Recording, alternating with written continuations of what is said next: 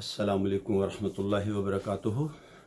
नाज़रीन मोहतरम, आप देख रहे हैं यूट्यूब चैनल एवरग्रीन नॉलेज और मैं हूं डॉक्टर आबिद नवाज़। नाज़रीन, हम आज एक मर्ज़ के बारे में बात करेंगे जिसे हम कहते हैं इसहाल। It is called in English as diarrhoea. नाज़रीन मोहतरम, इस मर्ज़ की अलामात कुछ इस तरह से होती हैं कि मैदा में नक्स की वजह से और पाखाना में सयाल मादा ज़्यादा होने से दस्त आने शुरू हो जाते हैं और मामूली से ज़्यादा खाने और गंदा पानी पीने, ग़ज़ा अच्छी तरह ना चबाने, ज़्यादा खाना खाने, सर्दी लग जाने, ज़्यादा ठंडा बर्फ़ का पानी पीने से और ये दस्त आने लगते हैं। जिन बच्चों को दूध बोतल से पिलाया जाता है उनको अक्सर दस्तों की शिकायत रहती है। हाजमा की कमज़ोरी से जिस्म के अंदर मुख्तलिफ़ नमकियात की कमी वाक़या हो जाती है, जिससे जिस्म के अंदर पानी का तनासुब कायम नहीं रहता और अंदरूनी निज़ाम में इसकी दुरुस्त तक़सीम नहीं होती। शुरू में चंद आबी दस्त होते हैं, यानी बहुत ज़्यादा पानी मिले हुए दस्त, और उनमें गैस और रियाह भी खारिज होती है। अगर साथ कै होती है और बुखार भी हो जाता है तो मर्ज़ पेचीदा सूरत इख्तियार कर जाता है। तो नाज़रीन, ये इसमें अमूमी तौर पर नरम और पतले पानी के से पाखानों का इखराज होता है। तो इसके लिए चंद होम्योपैथिक दवाएं जो हैं वो हम तजवीज़ करते हैं। तो पहली दवा है इसके लिए अकाट्रेंथिस एस्प्रेलिन।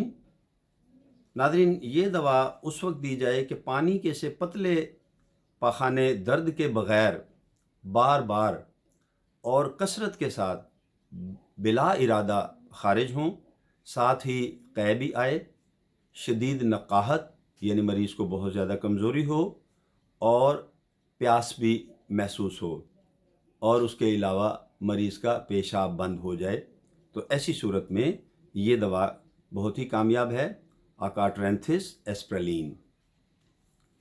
नेक्स्ट दवा है नाज़रीन कैम्फर। ये उस मरीज़ को दी जाए जिसका जिस्म सर्द हो और नज़ा किसी कैफियत तारी हो जाए।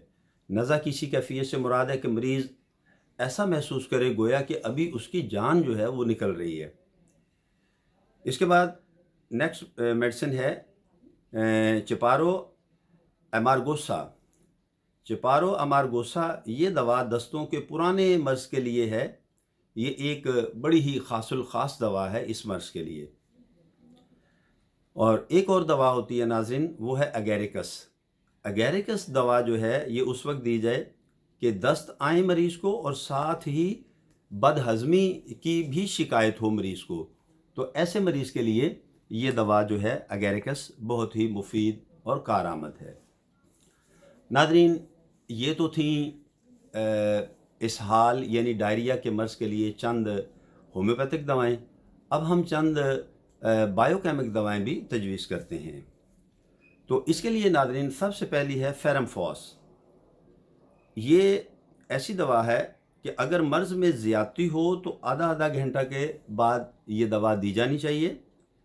मरीज़ के पेट में दर्द हो और ना हज़म शुदा ग़ज़ा बार बार दस्तों की सूरत में खारिज हो, तो उस सूरत में फेरमफॉस बेहतरीन दवा है।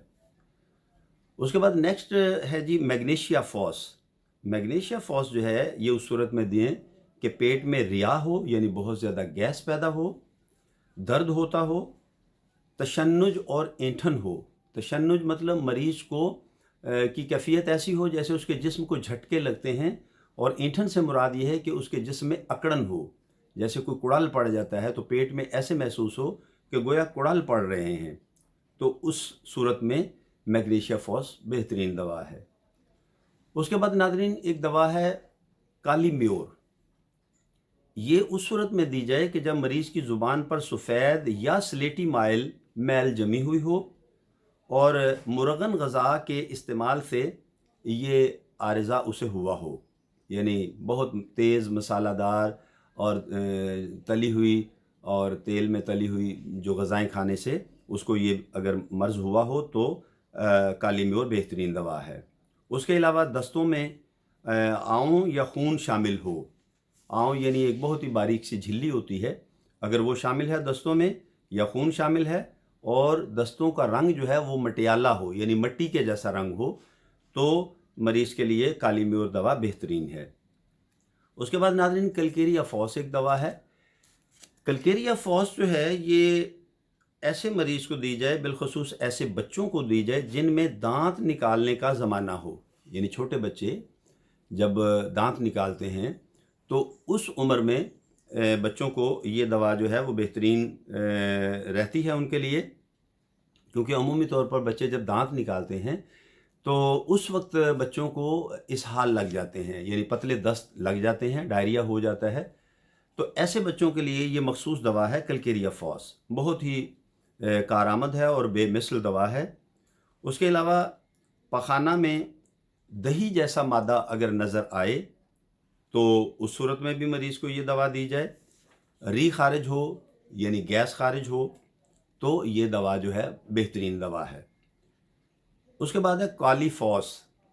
کالی فوس ناظرین ایسے مریضوں کے لیے کامیاب دوا ہے کہ جنہیں چاول کی پیچ کی طرح کے دست آتے ہیں، چاول کی پیچ کے طرح کے جیسے بالکل سفید چاولوں کی پیچ سفید قسم کی ہوتی ہے، تو بالکل اسی طرح کے دست آئیں اور یہ بدبودار پتلا مادہ خارج ہوتا ہو، پیٹ میں نفخ ہو یعنی گیس ہو، ریا ہو، کبھی ناف ٹل جانے سے بھی دست آنے لگتے ہیں، یعنی کبھی کبھار کسی مریض کو ناف اگر اس کی ٹل جائے، اس کو ناف کا مسئلہ بن جائے تو اسے بھی دست آنے لگتے ہیں، اور مریض اگر کمزور ہو جائے تو ایسی صورت میں یہ دوا جو ہے کالی فوس بہترین دوا ہے۔ اس کے بعد ہے ناظرین نیٹرم میور۔ یہ دوا ایسی دوا ہے کہ اجابت میں یعنی پاخانے میں چھوٹے چھوٹے کیڑے ہوں، پاخانے میں اگر مریض کو کیڑے آئیں اور اس کا استعمال کالی میور کے ساتھ یکے بعد دیگرے دینا زیادہ مفید ہے اس دوا کا، یعنی نیٹرم میور اور کالی میور جو ہے وہ یکے بعد دیگرے استعمال کروائی جائیں مریض کو تو اس سے فائدہ ہوگا۔ اس کے بعد ناظرین دوا ہے نیٹرم سلف۔ نیٹرم سلف جو ہے یہ پاخانے اگر مریض کے سبز رنگ کے ہوں اور زیادہ مقدار میں آئیں تو اسے یہ دوا دی جائے نیٹرم سلف۔ اور اس کے بعد ہے نیٹرم فوس۔